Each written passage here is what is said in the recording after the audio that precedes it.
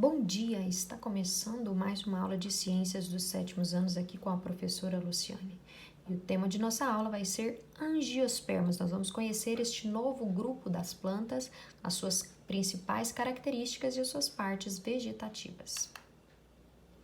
Voltando então na nossa aula passada, nós vamos ver esse cladograma, essa árvore filogenética, ou seja, os 4 grupos de plantas do reino Plantae, que possivelmente tiveram sua origem aqui as algas, dando origem então, protoctista, ao primeiro grupo aí do reino das plantas, as briófitas, sendo representados pelos musgos e pelas hepáticas. Essas plantas adquiriram vasos condutores de seiva e possivelmente deram origem às pteridófitas, o segundo grupo de plantas representadas pelas samambaias e pelas avencas.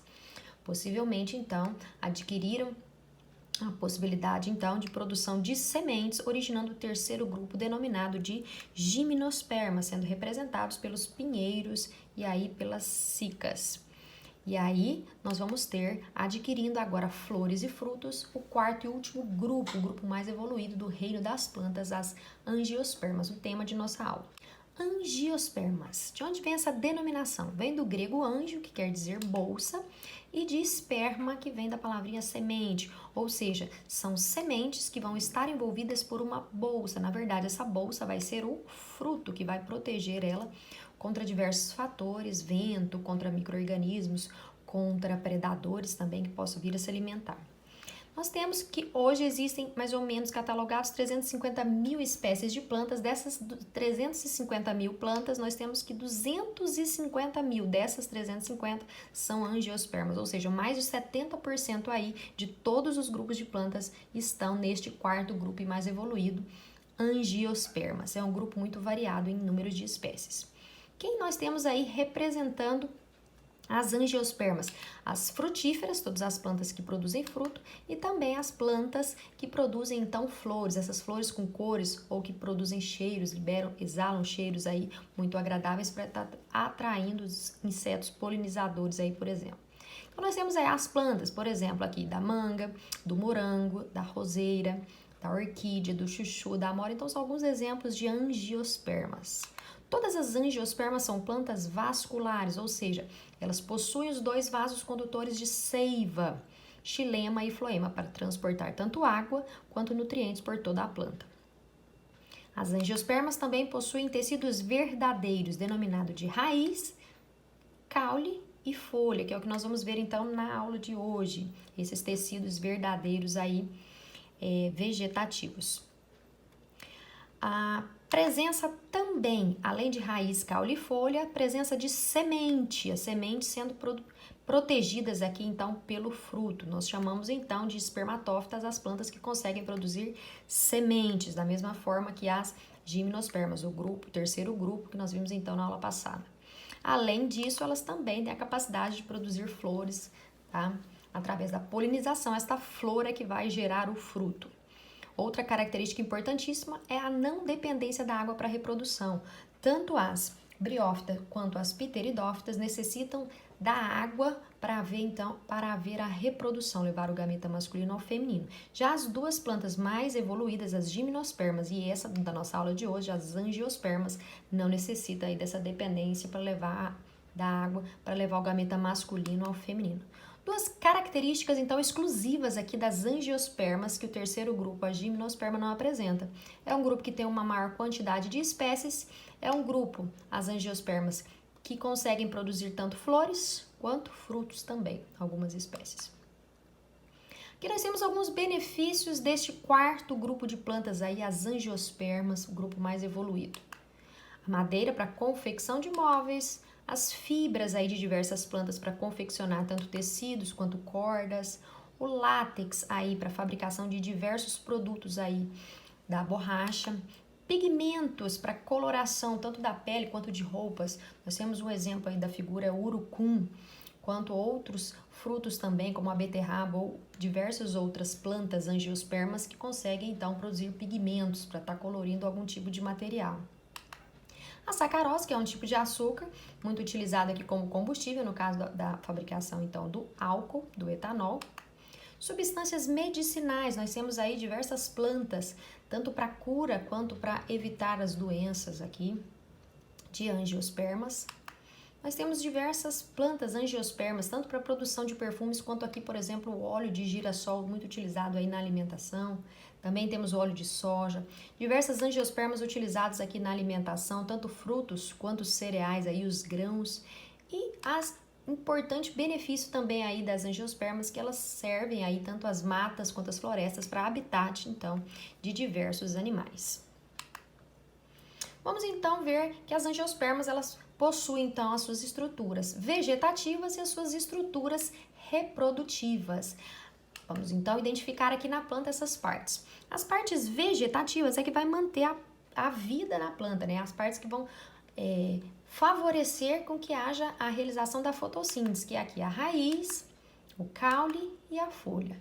Já a parte reprodutiva, ela vai garantir a perpetuação da espécie, com que essa planta produza, então, gere seus descendentes, que é representado pela flor, pelo fruto, e dentro do fruto nós vamos ter as sementes também. Então, vamos então falar das três funções aí, das três partes vegetativas. Vamos lá. Raiz. Para que serve uma raiz na planta? Ela vai fixar, segurar a planta ao solo, absorver água e sais minerais dos solos para fazer fotossíntese, e algumas raízes também conseguem absorver os nutrientes, como a mandioca, o nabo, a beterraba, a cenoura, dentre outros. Funções agora da parte vegetativa denominada de caule. Para que serve o caule? Serve para sustentar a planta. Então essa parte de fora, então, do caule, nós chamamos então este xilema mais velho, ele é mais resistente, então dá essa firmeza para ir para o caule. O caule também eleva então as folhas até a luz do sol para que aconteça a fotossíntese e distribui aí a seiva por toda a planta. A folha, para que serve a folha? As folhas servem para com que aconteça a fotossíntese mediante a presença de luz solar. Ela vai ter o pigmento denominado de clorofila, por isso ela é essa corzinha verde, tá? E elas são autótrofas porque elas fazem fotossíntese. Então, o que é a fotossíntese? A planta ela vai estar absorvendo CO2, que é o gás carbônico, mas vai estar absorvendo água aqui por suas raízes, e ela vai, na presença de luz solar, com o pigmento clorofila, que a clorofila vai absorver a luz solar, ela vai produzir seu próprio alimento, que é a glicose, esse açúcar aqui, seu próprio alimento, e O2, que ela vai estar produzindo, que é o oxigênio. A folha também tem uma segunda função, que é a respiração. O que é a respiração? É o processo contrário da fotossíntese. Ao invés da planta estar produzindo aqui oxigênio, ela vai estar produzindo o gás carbônico. E ela respira para quê? Ela respira para poder estar liberando a energia para a planta, para o crescimento dela. E ela respira tanto de dia quanto de noite. Já a fotossíntese ela faz só durante o dia, a luz solar. E um terceiro fator, então, uma terceira função da folha é a transpiração. O que é a transpiração? Que nós animais também possuímos esta função, então, para o corpo. Então, a planta faz isso, ela perde água, ela elimina a água do corpo dela, tá? Na forma de vapor, então, de gás. Essa água é eliminada, então, tá aqui, ó, no cantinho, na forma de vapor, a água. Para quê? Para duas coisas, para ela controlar a temperatura do seu corpo para não esquentar tanto, e também para auxiliar no transporte aqui de seiva bruta, ou seja, a planta vem aqui e absorve a água da raiz, e conforme ela vai eliminando aqui pela folha, tá? Vai transpirando, perdendo água aqui no estado gasoso, ela vai absorvendo mais água aqui por suas raízes para estar equilibrando essa quantidade de água daí que ela necessita. Então é fundamental para ela sobreviver. Então, nós temos aqui a figura dela transpirando, da planta perdendo essa água aí. Vamos então para partes de uma raiz. Primeiro, onde nós vamos encontrar uma raiz? Nós vamos encontrar em plantas vasculares, ou seja, que possuem os vasos condutores de seiva, xilema e floema. Lembrando, o único grupo que não possui xilema e floema, ou seja, que é avascular, é o grupo mais simples, o primeiro, denominado de briófitas, os musgos e as hepáticas. Como nós estamos falando das angiospermas, elas são vasculares. Então, vamos lá. Aqui nós temos, então, a estrutura de uma raiz. Então, vamos começar primeiro por essa partezinha que divide. O que está acima de verde é o caule da planta, e o que está abaixo aqui do solo, tá, é a raiz. Então, o que é o colo? O colo é a divisão entre caule que está acima, e raiz, que está abaixo. É a área de ligação entre caule para cima e raiz abaixo. Coifo. Agora vamos então de baixo para cima das estruturas. O que é a coifa? É que essa parte aqui circular redondinha aqui na ponta da raiz. É como se fosse um capuz, uma bolsa aí, que vai estar envolvendo, protegendo a ponta da raiz. E essa ponta aqui, ó, que é denominada de coifa, ela protege contra o atrito do solo, com rochas, tá? Ou qualquer outro material que possa estar impedindo o seu crescimento, e protege contra o ataque de micro-organismos, por exemplo, alguma bactéria tentando atacar essa raiz. Então é como se fosse uma estrutura de proteção que envolve então a raiz na ponta aí dela. Região de crescimento ou região lisa. Então é uma estrutura que permite com que essa raiz ela cresça aqui em profundidade. Então ela vai crescendo aqui para baixo, ela vai como se ela estivesse empurrando aqui, alongando, essa é a palavra correta, essa raiz, e ela vai crescendo aqui a raiz para baixo, em profundidade. A próxima parte é denominada de região pilífera. O nome já vem falando, porque ela possui pelos absorventes, então diversos pelinhos, para que esses pelos possam estar absorvendo tanto água quanto sais do solo para estar realizando a fotossíntese e tá mandando ir para a planta, para cima, para as folhas, a água e os sais. A próxima parte é a região de ramificação ou região suberosa, que é essa parte que vai estar saindo então dessa que nós chamamos de raiz principal. Então vai estar saindo os ramos. Todos esses ramos aqui nós chamamos então de ramificações ou região de ramificação. Ou seja, ela vai estar originando então essas partes dessas raízes laterais para fixar melhor essa planta no solo, né? E vai ter, cada uma delas vai ter também coifa aqui na pontinha, os pelos absorventes para estar absorvendo água e sais do solo também. A última parte que nós temos da raiz é essa região denominada de meristemática. O que é a região meristemática? Ela está aqui, ó, entre a coifa, que é esse capuz aqui que protege, e essa região aqui de crescimento que alonga as células. Então, o que essa região meristemática faz? Ela produz muitas células. Então, ela produz um monte de células e a região lisa faz com que essas células sejam alongadas, para que a raiz cresça, então, em profundidade. Vamos para as partes de um caule, a segunda parte vegetativa então. Então, depois da raiz, vamos entrar no caule. O caule, geralmente, ele é aéreo, ou seja, está acima do solo, mas ele pode ser aquático ou ainda subterrâneo. Geralmente, ele é aclorofilado, porque não tem o pigmento clorofila, isso vai ficar para as folhas, geralmente. E também os caules possuem os dois vasos condutores de seiva, xilema e floema. Vamos conhecer agora as partes, então, de um caule, as 4 partes que estão aqui embaixo de um caule. Vamos denominar, então.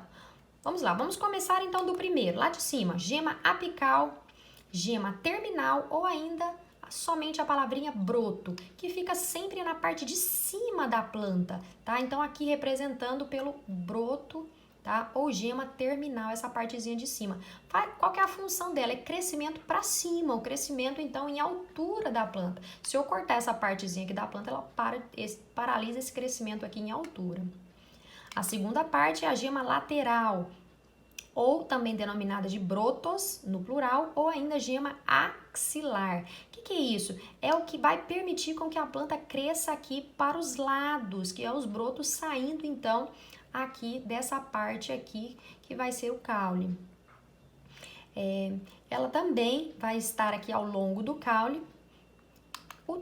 A terceira estrutura então do caule nós denominamos de nó. Aqui está bem visível. O nó é onde nós temos essa porção riscadinha aqui, ó. É onde vai estar saindo aqui os brotos laterais, ou seja, a folhinha vai estar saindo dessas estruturas. Daqui onde sai uma folhinha nós temos um nó, aqui onde sai outra folhinha nós temos outro nó, e entre dois nós nós temos a última parte que é chamada de entrenó. Então, aonde sai a folhinha, um nó. Aonde sai a folhinha, um nó. Então, entre uma folha e outra, essa partezinha denominada de entrenó. Aqui é a mesma coisa, entre uma folha e outra é o entrenó. Essas, então, são as partes de um caule. Agora nós vamos finalizar com as partes de uma folha. As folhas são clorofiladas, ou seja, tem o pigmento verde, que é responsável pela fotossíntese dentro da organela cloroplasto. As folhas também possuem uma cera, denominada de cutina, aqui na superfície delas, que é para evitar a perda excessiva de água. As folhas possuem estômatos. O que é o estômato? Aqui na parte de baixo, aqui no inferior da folha. São pequenas aberturas que vão controlar tanto a entrada e saída de gases, de oxigênio e gás carbônico aí durante o processo de fotossíntese e de respiração, e também controlam a quantidade de água que sai da planta, ou seja, lá pelo meio-dia que as temperaturas estão altíssimas, ela vai estar fechando aqui, a parte de cima e de baixo vão estar se unindo para que ela transpire menos num calor e para que ela consiga sobreviver e não morra então de desidratação. Então vamos para as partes então dela. Partes de uma folha. Limbo, vamos começar então com o limbo. O que é o limbo? É toda essa parte que nós chamamos então de folha. Nós falamos então, o nome correto é limbo foliar. Essa parte então toda verde por ter o pigmento clorofila, uma parte achatada e rico em nervuras. Aqui nós temos a nervura principal, onde vai desde a parte aqui anterior até a posterior lá no finalzinho, e as nervuras secundárias que são paralelas aqui a elas. Segunda parte, nós temos o pecíolo. O que é o pecíolo? As pessoas falam que é esse cabinho, na verdade, né? Que liga a folha, que é o limbo, até o caule, que é essa parte marronzinha. Então, esse é o pecíolo. Essa haste que prende a folha aqui ao caule. A bainha, o que é a bainha? A bainha é como se fosse o pecíolo, esse cabinho aqui, só que mais dilatado, mais gordinho. Então, a bainha é a parte dilatada do pecíolo, desse cabinho aqui. Algumas folhas apresentam também as estípulas. O que é uma estípula? Ele se assemelha a pequenos espinhozinhos, mas na verdade são folhas modificadas e que protegem então aqui a saída do broto, tá? A saída então aqui da folha lateral aqui do caule. Para a gente poder estar finalizando uma tarefinha de casa, que também vai estar lá no portal para vocês, esquematize no caderno as estruturas de uma raiz, a estrutura de um caule e de uma folha. Identificar as partes, como nós fizemos então na aula de hoje. Então, o que vocês irão fazer então na tarefa de casa? Fazer o desenho de uma raiz, identificando todas as partes que nós vimos nesta aula. Fazendo o desenho então de um caule, identificando aqui as partes. E fazendo o desenho aqui da folha, identificando então as partes da folha, do raiz, do caule e da folha. E é isso aí, pessoal. Eu vou ficando então por aqui e até a nossa próxima aula. Um abraço.